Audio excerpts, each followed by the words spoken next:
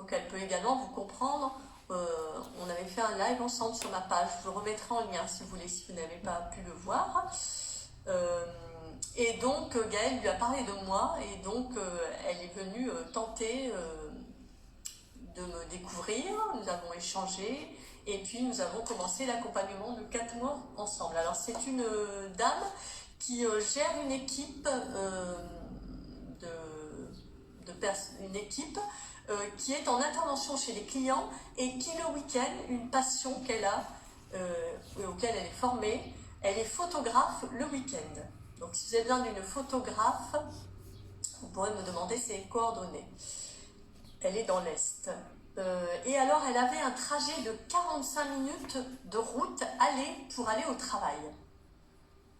Donc ça, c'était une grande difficulté. Il y a eu le confinement et elle a réussi à travailler en télétravail, et elle a maintenu le travail en télétravail en accord avec son responsable, puisque ça fonctionnait bien comme ça. Alors elle avait beaucoup de colère, elle se sentait nulle, coupable de ne pas être à la hauteur de ce que les gens demandaient, elle ne savait pas dire non, elle voulait faire plaisir à tout le monde, elle était une éponge des émotions des autres, les gens se confiaient et elle récupérait toutes leurs émotions. Et après, elle se sentait mal. Elle avait une charge mentale forte.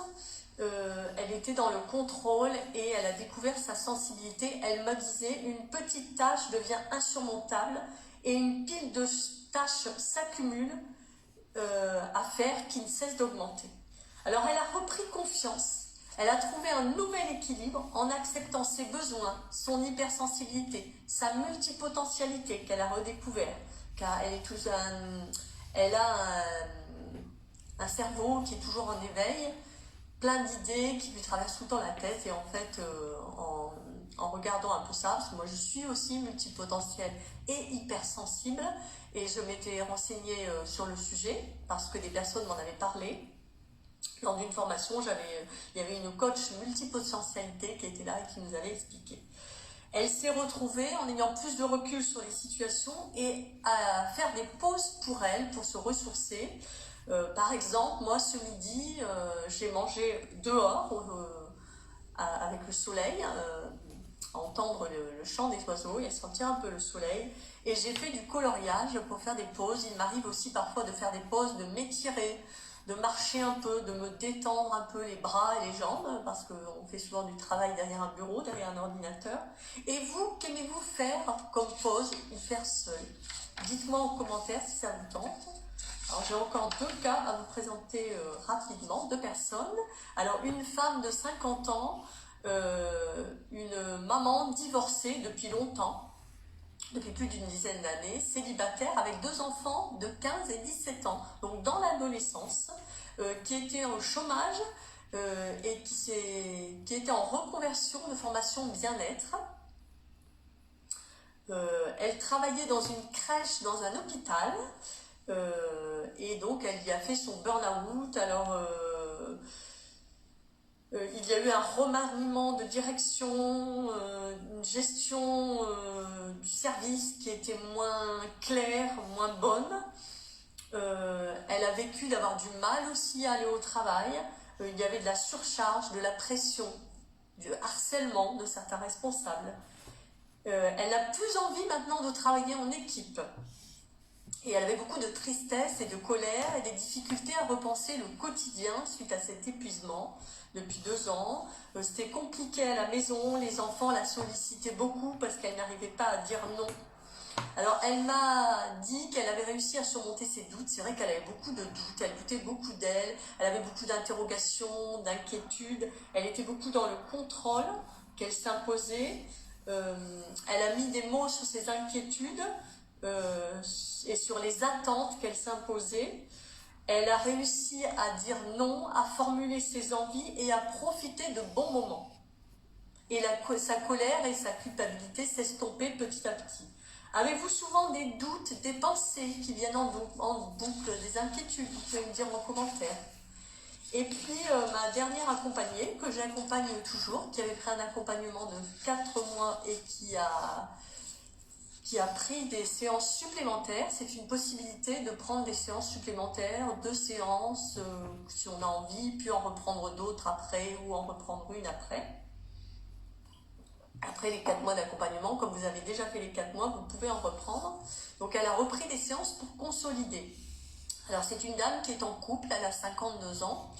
Elle a un fils qui est étudiant, 2 fils qui ont la vingtaine, un qui est étudiant et l'autre qui ne vit plus chez eux mais qui les aide encore un peu car il n'a pas de job fixe. Et celui qui est étudiant, il l'aide financièrement évidemment. Elle a fait un burn-out professionnel, excusez-moi. C'était un endroit ou un organisme où elle avait une charge de travail très importante et il n'y avait pas de budget pour employer une ou plusieurs personnes pour soulager cette charge de travail qu'elle et d'autres avaient. Elle a vécu un surmenage puis 15 jours d'arrêt. Elle a repris 1 mois et demi. Bonjour à la personne qui vient de se connecter, ravie de vous accueillir. Et puis, elle s'effondre après plus de 25 ans d'exercice professionnel au même endroit. Alors, elle vit beaucoup d'anxiété, d'incompréhension de ce qui lui arrive, beaucoup de symptômes physiques et psychiques qui l'effraient. Accepter la situation qui est si perturbante et inquiétante et difficile. Grâce à mon accompagnement, à mon soutien, à nos échanges, à notre travail sur ses blessures, ses souffrances, ses doutes, l'acceptation, les différentes étapes que nous franchissons, que je l'aide à franchir pas à pas. Elle arrive à alléger ses souffrances, sortir peu à peu de l'épuisement. Elle est parvenue à se recentrer et à respirer un peu, profiter pleinement des instants de la vie et ne plus subir la vie. Elle réalise qu'elle a du mal à s'affirmer, mais pas uniquement dans son travail, également avec son entourage, ses proches. Elle réalise ça avec mon accompagnement en regardant à chaque séance pourquoi il se passe ça, qu'est-ce qu'on peut faire pour surmonter ça. Et également qu'elle a du mal à s'affirmer dans son travail. Est-ce que ça vous arrive de ne pas dire les choses ou de ne pas dire non, ou de ne pas savoir comment vous affirmer dans votre travail, enfin, lorsque vous aviez, si vous travaillez ou quand vous aviez votre travail, ou avec vos proches. Et puis elle a pu reprendre le travail en osant, après une reprise partielle, une reprise thérapeutique, un temps thérapeutique, à reprendre le travail en osant dire les choses petit à petit sans avoir peur de gêner. Et elle a repris confiance en elle, elle a beaucoup calmé son anxiété et elle a réussi à ressaisir ses émotions enfouies, qu'elle avait tellement enfouies parce qu'elle avait peur qu'elles soient trop fortes, qu'elles dérangent son entourage. Alors, plus je parle de mon burn-out, et plus les gens me disent qu'ils en ont vécu un. Une assistante d'une coach que je connais me l'a avoué lors d'un appel que nous avions eu ensemble. Une assistante d'une autre coach m'en a parlé également cette semaine, qu'elle avait vécu un burn-out et qu'en effet, il était difficile de le surmonter et que parfois encore après, on avait des moments de doute, de difficulté, encore de fatigue, qu'il fallait écouter son corps et qu'en effet, on ne pouvait pas se faire accompagner tout de suite quand on était dans la phase de repos, car on a besoin vraiment de reprendre des forces dans cette phase de repos. Plus d'autres collègues entrepreneurs, en famille ou des mamans solo qui m'ont dit qu'elles étaient en burn-out, ou un autre collègue que je connais qui m'a dit avoir fait 2 burn-out. Je vois aussi sur des groupes de burn-out des personnes, des dames, qui vivent une charge mentale, qui vivent des symptômes différents. Il y a tellement de symptômes différents, mais ça fait l'objet d'un autre live. Beaucoup d'angoisse, des douleurs, des difficultés de sommeil, de concentration, des peurs, de l'épuisement, et qui se demandent, est-ce que je dois prendre une plante? Qui dois-je voir?